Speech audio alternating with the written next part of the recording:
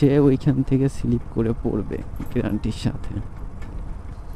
তো এই দাঙ্গার মাঝখানে একটা দোকান খুলে রাখছে এইখানে, মেবি কেন রাখছে আমি জানি না, কিন্তু একটা জিনিস হবে ওনারা ওইখানে হচ্ছে কি যে আপনার যে ওইখান থেকে নেমে আসবে, আসার সময় ওইখান থেকে কেনাকাটা করতে পারবে।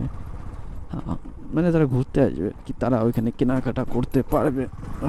ঝাঁকির কারণে অবস্থা পুরো বেজায় খারাপ। ওই পাশে মেবি একটা কাশ বাগানের ভেতর দিয়ে একটা রাস্তায় গেছে, কিন্তু আমি ওইখানে যাব না, আমি চাই না কোনো সমস্যা হোক আর কি ওইখানে, সো সেই কারণে আমি যাব না। এই যে আসলে মূলত কাশ বাগানের ভেতর দিয়ে রাস্তাটা গেছে, তো এইখানে যখন কাশফুল ফুটবে তখন আর কি মূলত আসা যাবে, নাইলে যাবে না।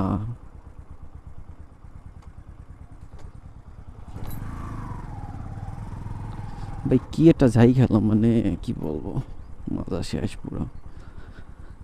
তো যাদের গাড়িতে আবার মনোশক আছে তাদের এতটা ঝাই লাগে না আর কি, তাদের ঝাই লাগলেও অতটা বেশি পরিমাণে আর কি ইফেক্টেড করে না আর কি, যতটা এই যে আমাদের ডুয়েল সাসপেনশনের যে গাড়িগুলো আছে এগুলোয় থাকে। কারণ আমাদের গাড়ি হিসেবে ঠিক আছে, কারণ আমাদের গাড়ি হচ্ছে আপনার 150 মানে সরি 125 সিসির গাড়ি, তো সেই হিসেবে আপনার ডুয়েল সাসপেনশন সব কিছুই ঠিক আছে। দেখা যাচ্ছে ওটা বেশি সিসির গাড়ি, ওভার প্রাইজের গাড়ি, সেক্ষেত্রে ওগুলো দিছে আর কি। কারণ সব কিছু যদি সব জায়গায় দেওয়া হয় তাহলে তো হবে না আর কি, এটা বাজেটের একটা ব্যাপার তো থেকে থাকে। না আমার কথা হচ্ছে যে ভাই বিটগুলো এত উঁচু করে দেওয়ার কোনো মানে আছে? এক সাইড দেখেছি, তারপরও যদি এরকম জোরে জোরে ঝাঁকি লাগে তাইলে আর কোনো কথা নেই।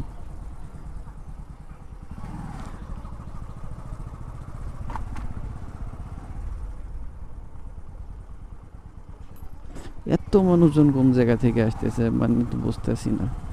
একসাথে কোনো অনুষ্ঠানে গেছিল হয়তো।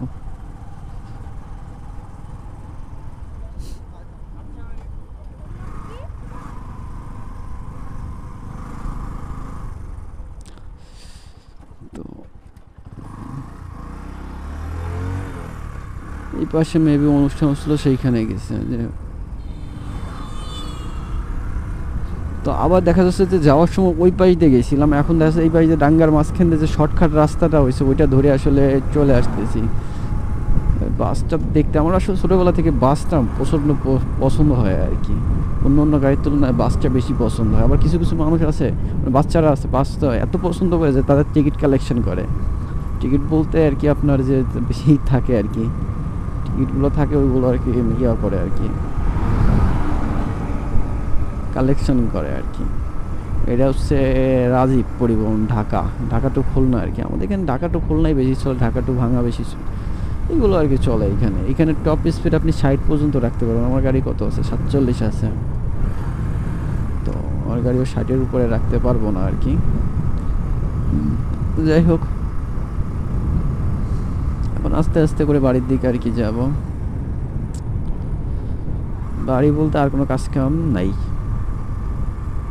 তো সোজা রাস্তা এখন চলে যাব বাড়ির দিকে। পিছন থেকে একটা হাইক্স আসতেছে, তো এইখানে আপনার গাড়ি চালাইতে গেলে বললামই যে আপনার খেয়াল রাখতে হবে সব সময় যে কোন জায়গায় কি হচ্ছে বা না হচ্ছে, পিছনে গাড়ি আছে বা সামনের গাড়ি ব্রেক করতেছে কিনা। হাই রোডে চালাতে গেলে এগুলো আপনার মাঝবি খেয়াল করতে হবে, কিন্তু হাই রোডের পাশ দিয়ে সুন্দর একটা পরিবেশ দেখা যাচ্ছে, এই যে অ্যাম্বুলেন্স,